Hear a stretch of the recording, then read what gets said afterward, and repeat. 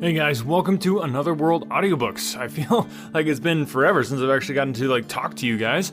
I'd done a bunch of pre-recording in the last episode actually, and several episodes before that were all done actually before Christmas. So it's been like a month since I've actually gotten to record, or I know this is going out to you guys right away. Hope you guys enjoyed the little special episodes there with the Christmas Carol, and then now we're getting back into Princess of Mars.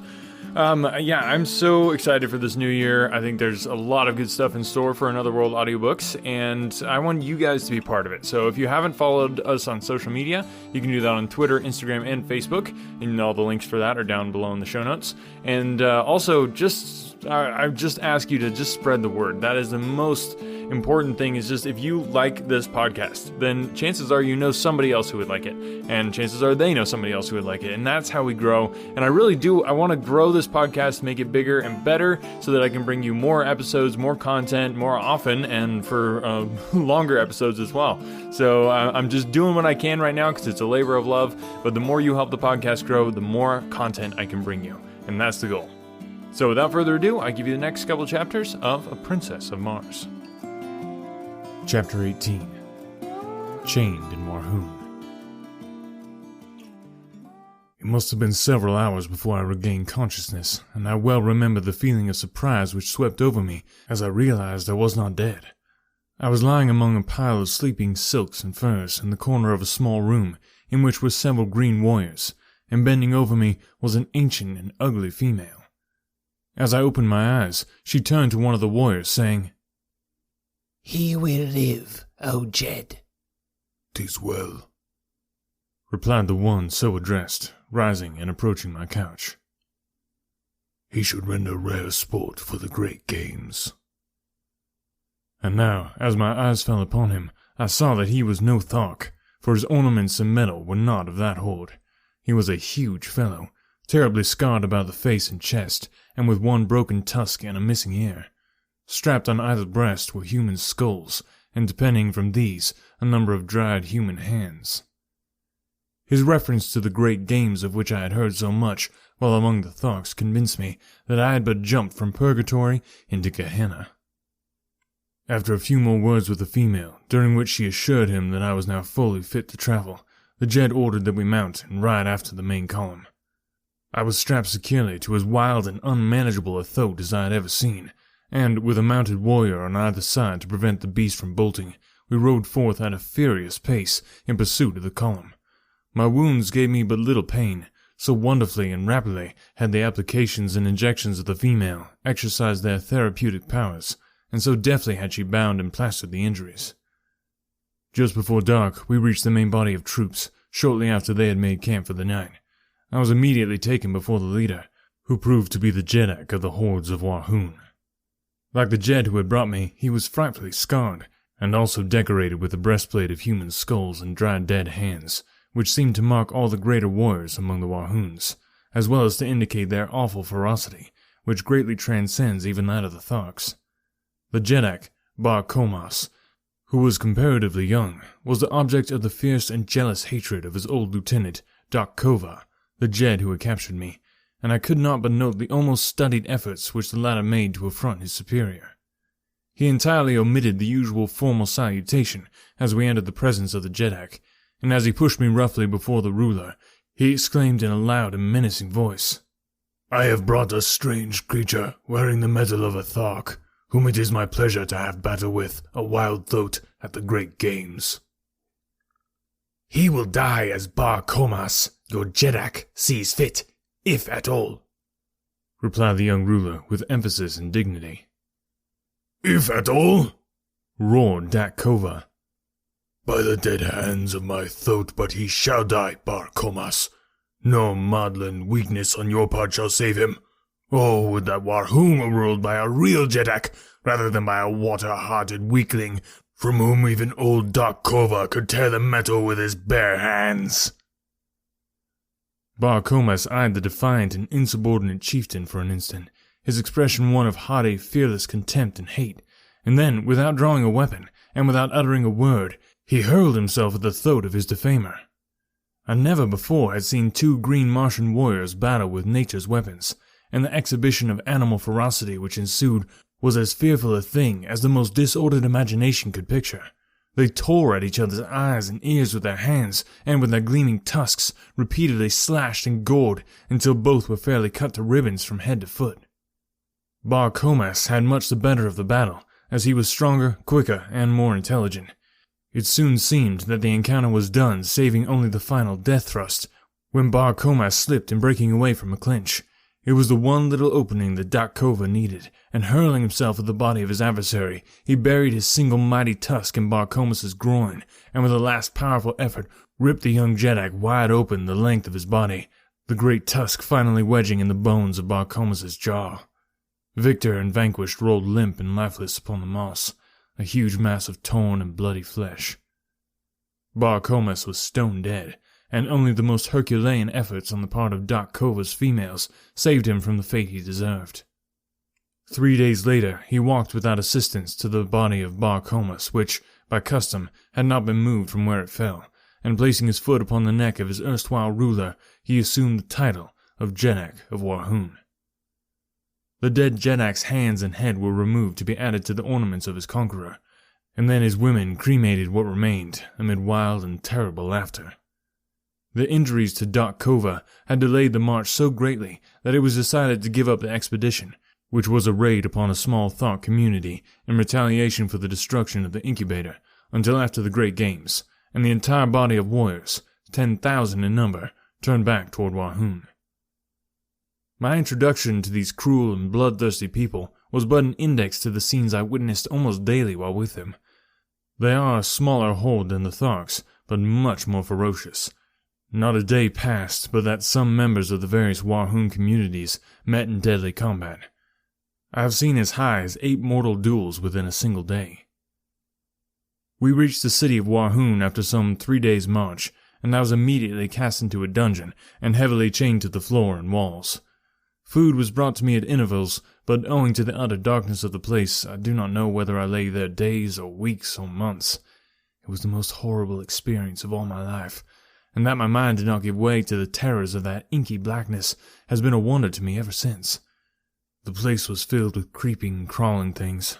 Cold, sinuous bodies passed over me when I lay down, and in the darkness I occasionally caught glimpses of gleaming, fiery eyes, fixed in horrible intentness upon me. No sound reached me from the world above, and no word would my jailer vouchsafe when my food was brought to me, although I at first bombarded him with questions. Finally, all the hatred and maniacal loathing for these awful creatures who had placed me in this horrible place was centered by my tottering reason upon this single emissary, who represented to me the entire horde of Warhoons. I had noticed that he always advanced with his dim torch to where he could place the food within my reach, and as he stooped to place it upon the floor, his head was about on a level with my breast. So, with the cunning of a madman, I backed into the far corner of my cell when next I heard him approaching, and gathering a little slack of the great chain which held me in my hand, I waited his coming, crouching like some beast of prey. As he stooped to place my food upon the ground, I swung the chain above my head and crashed the links with all my strength upon his skull. Without a sound, he slipped to the floor, stone dead. Laughing and chattering like the idiot I was fast becoming, I fell upon his prostrate form, my fingers feeling for his dead throat. Presently, they came in contact with a small chain, at the end of which dangled a number of keys. The touch of my fingers on these keys brought back my reason with the suddenness of thought. No longer was I a gibbering idiot, but a sane, reasoning man with the means of escape within my very hands. As I was groping to remove the chain from about my victim's neck, I glanced up into the darkness to see 6 pairs of gleaming eyes fixed, unwinking upon me. Slowly they approached, and slowly I shrank back from the awful horror of them. Back into my corner I crouched, holding my hands, palms out, before me, and stealthily on came the awful eyes, until they reached the dead body at my feet. Then, slowly, they retreated, but this time with a strange grating sound, and finally they disappeared in some black and distant recess of my dungeon. Chapter 19. Battling in the Arena. Slowly, I regained my composure, and finally essayed again to attempt to remove the keys from the dead body of my former jailer. But as I reached out into the darkness to locate it, I found to my horror that it was gone. Then the truth flashed on me. The owners of those gleaming eyes had dragged my prize away from me to be devoured in their neighboring lair. As they had been waiting for days, for weeks, for months, through all this awful eternity of my imprisonment, to drag my dead carcass to their feast. For 2 days, no food was brought me, but then a new messenger appeared, and my incarceration went on as before, but not again did I allow my reason to be submerged by the horror of my position.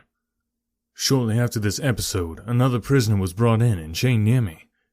By the dim torchlight, I saw that he was a red Martian, and I could scarcely await the departure of his guard to address him. As their retreating footsteps died away in the distance, I called out softly the Martian word of greeting, Kaor. "Who are you who speaks out of the darkness?" He answered, "John Carter, a friend of the Red Men of Helium." "I am of Helium," he said, "but I do not recall your name." And then I told him my story as I have written it here, omitting only any reference to my love for Dejah Thoris. He was much excited by the news of Helium's princess, and seemed quite positive that she and Sola could easily have reached a point of safety from where they left me. He said that he knew the place well, because the defile through which the Warhoon warriors had passed when they discovered us was the only one ever used by them when marching to the south. "Dejah Thoris and Sola entered the hills not 5 miles from a great waterway, and are now probably quite safe," he assured me.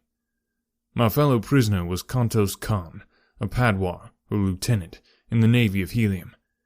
He had been a member of the ill-fated expedition which had fallen into the hands of the Tharks at the time of Dejah Thoris's capture, and he briefly related the events which followed the defeat of the battleships. Badly injured and only partially manned, they had limped slowly toward Helium, but while passing near the city of Zodanga, the capital of Helium's hereditary enemies among the Red Men of Barsoom, they had been attacked by a great body of war vessels, and all but the craft to which Kantos Khan belonged were either destroyed or captured. His vessel was chased for days by 3 of the Zodangan warships, but finally escaped during the darkness of a moonless night. 30 days after the capture of Dejah Thoris, or about the time of our coming to Thark, his vessel had reached Helium with about 10 survivors of the original crew of 700 officers and men. Immediately, 7 great fleets, each of 100 mighty warships, had been dispatched to search for Dejah Thoris, and from these vessels 2,000 smaller craft had been kept out continuously in futile search for the missing princess. 2 green Martian communities had been wiped off the face of Barsoom by the avenging fleets, but no trace of Dejah Thoris had been found. They had been searching among the northern hordes, and only within the past few days had they extended their quest to the south. Kantos Khan had been detailed to one of the small one-man flyers, and had had the misfortune to be discovered by the Warhoons while exploring their city. The bravery and daring of the man won my greatest respect and admiration.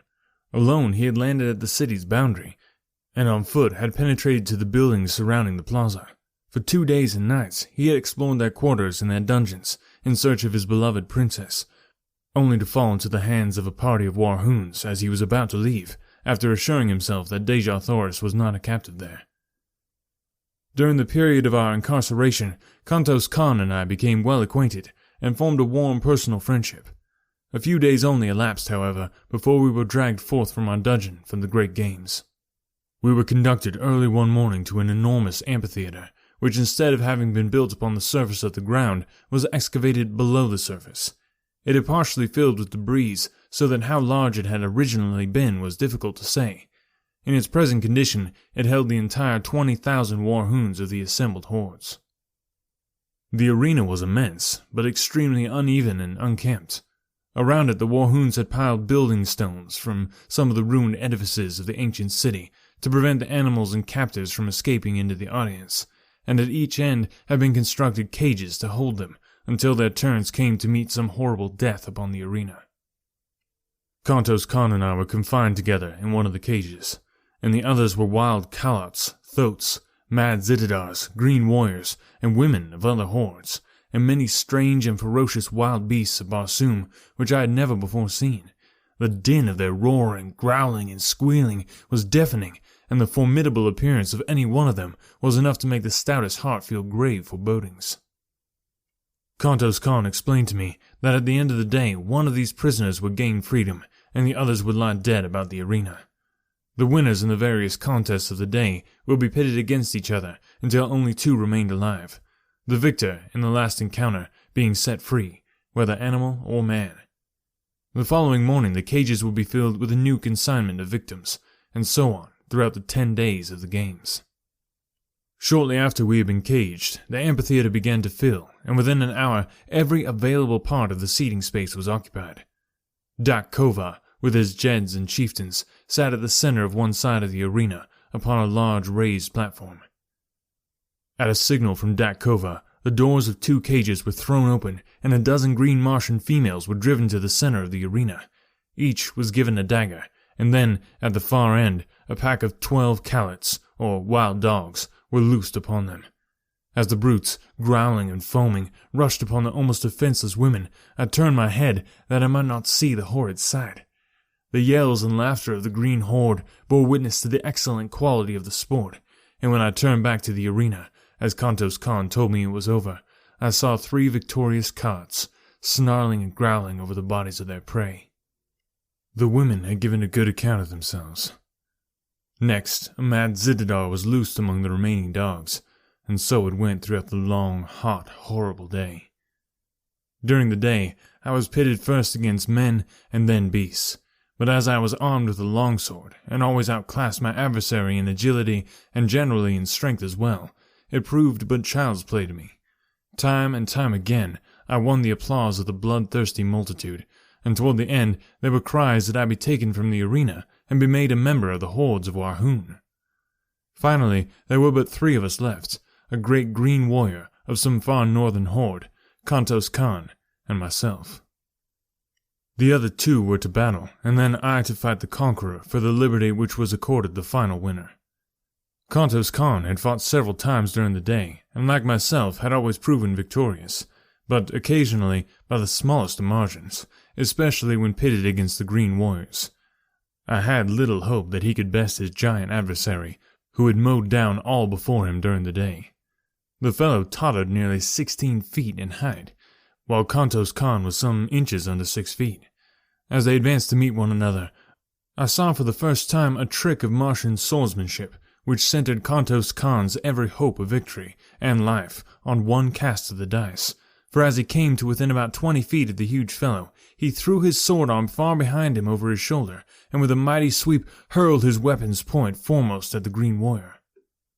It flew true as an arrow, and piercing the poor devil's heart, laid him dead upon the arena.